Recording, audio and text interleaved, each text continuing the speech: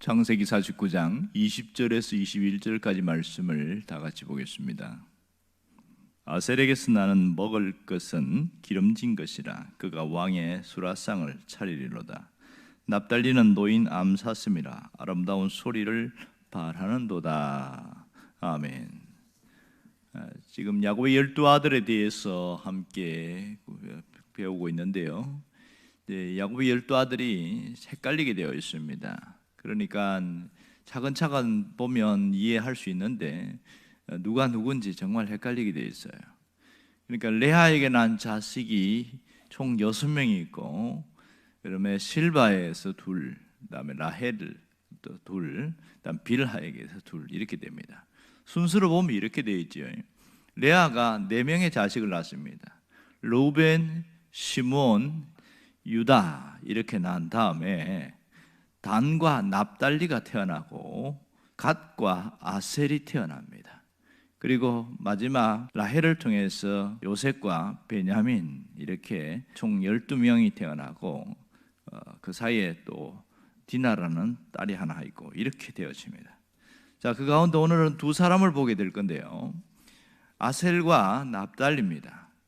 이미 납달리에 대해서는 주일날 함께 한번 말씀을 나눈 적이 있고, 아셀은 이번 주일날 함께 더 구체적으로 나누려고 합니다. 오늘은 다른 방향으로 함께 말씀을 보려고 이렇게 생각을 합니다.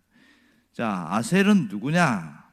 레아의 시녀였던 실바가 낳은 둘째 아들입니다.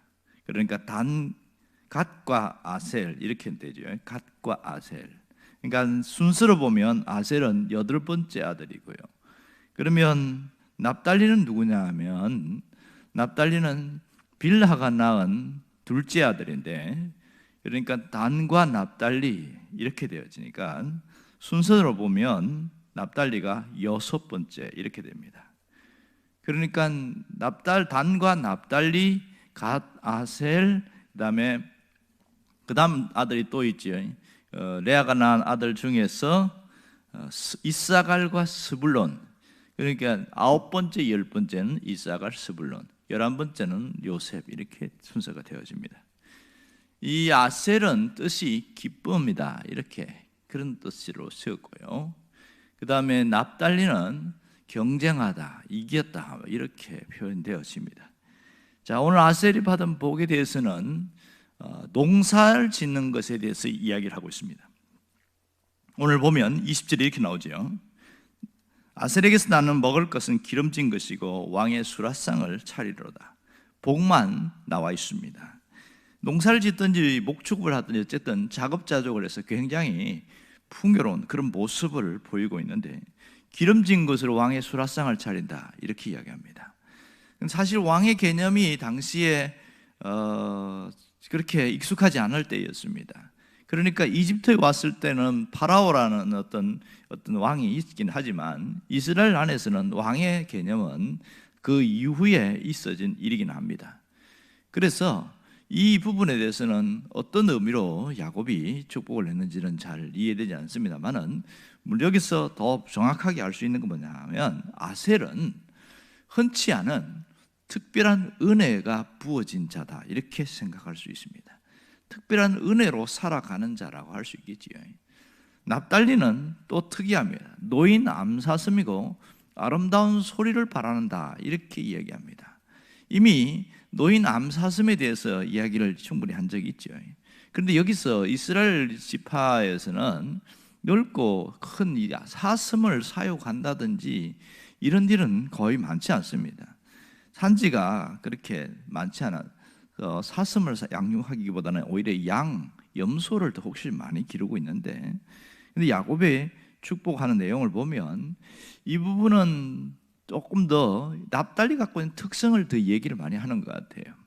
그러니까 이 뒷부분을 보면 그가 기쁨 소식을 전하는 자로 이렇게 연결되어지는 것을 알 수 있습니다.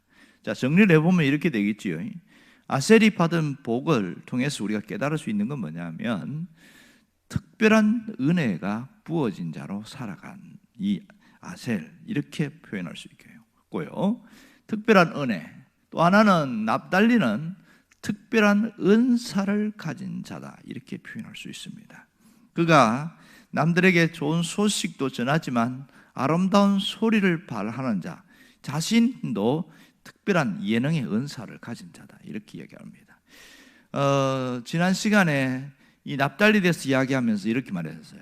납달리는 이 플러스와 마이너스의 요인을 같이 갖고 있다, 이렇게 했습니다. 노인 암사슴을 이야기할 때는 자유를 이야기했습니다. 그가 자유한 자였고 왕성한 활동을 할 수 있는 그런 특권이 주어졌는데, 이것이 방종으로 이어지게 될 때는 극단적인 이기주의로 향하는 욕심으로 치달을 수 있고, 그것이 자신을 무너뜨릴 수 있는 두 가지의 요인이 함께 있었다, 이런 얘기를 했습니다. 오늘 여기서는 납달리가 예능의 복에 대한 부분이 조금 더 강조됨을 볼 수 있겠죠. 자, 은사가 누구를 위해 사용하느냐?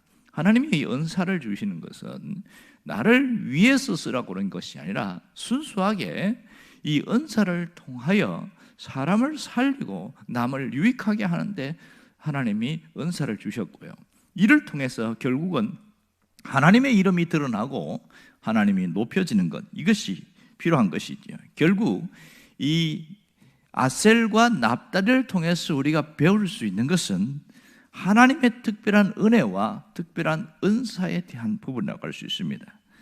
하나님은 마음을 다하고 힘을 다하고 내 모든 뜻을 다해서 하나님을 사랑하는 자에게는 하나님이 특별한 은혜를 부어주시는 게 분명합니다.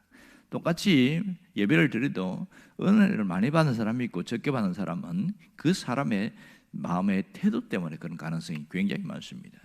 그리고 납달리를 통해서 알 수 있는 건 뭐냐면 특별한 은사입니다. 은사는 사모하는 자에게 주셔야 해요. 사모함이 큰 자에게 부어주시는 게 은사다. 결국 이걸 통해서 하나님을 높이는 것이 중요하고 사람을 섬기는 데 사용하라고 하나님이 주신 것임을 알 수가 있습니다. 우리가 신앙생활을 하면서 어떤 생각을 하고 살아갑니까? 특별한 은혜를 원하지만 나는 그렇게 특별한 은혜를 받고 사는 것 같지 않다, 이렇게 생각하는 사람들이 굉장히 많습니다. 또한 특별한 은사를 구하지만 하나님은 나에게 그렇게 특별한 은사를 별로 안 준 것 같다, 이런 생각들을 참 많이 합니다. 우리가 하나님 앞에 받은 게 참 많은데 문제는 이 받았는데 받은 줄 모르고 살아가는 사람이 있고, 또 하나는 만족하지 못하고 살아가는 사람이 있고, 또 세 번째는 많이 받았지만 그것이 내 안에서 뭔가 구멍이 생겨서 다 빠져나가서 메말라 버리는 그런 경우가 굉장히 많습니다. 어떤 분이 교회 안에 있는 사람들에 대해서 이야기하면서 하나님은 정말 소낙비처럼 은혜를 쏟아 부어 주시는데 그 사람의 상태에 따라서 그 은혜가 그 안 속에 계속 남아있는 사람도 있기도 하지만 그렇지 않고 그냥 쑥 빠져나가는 사람들이 있더라, 이 얘기를 하고 있습니다. 그러면서 한 4가지 부류 혹 5가지 부류로 이렇게 사람을 평가하는데, 그러니까 교회 다니 나온 사람들에 대해서 정상적이고 지속적인 신앙생활을 하지 못하는 사람들이 있는데 그 이유가 뭐냐? 첫 번째는 교회는 나왔지만 예수를 믿지 않고 다니기만 하는 사람들이 있더라는 거예요. 쉽게 말해서 거듭나지 못한 상태에서 그냥 교회를 다니다가 직분을 받은 사람들이 많이 있더라. 집사도 되고 뭐 권사도 되고 뭐 이렇게 되어지고, 이렇게 된 사람들이 정말 답답하다, 그렇게 적어 놓은 게 봤어요.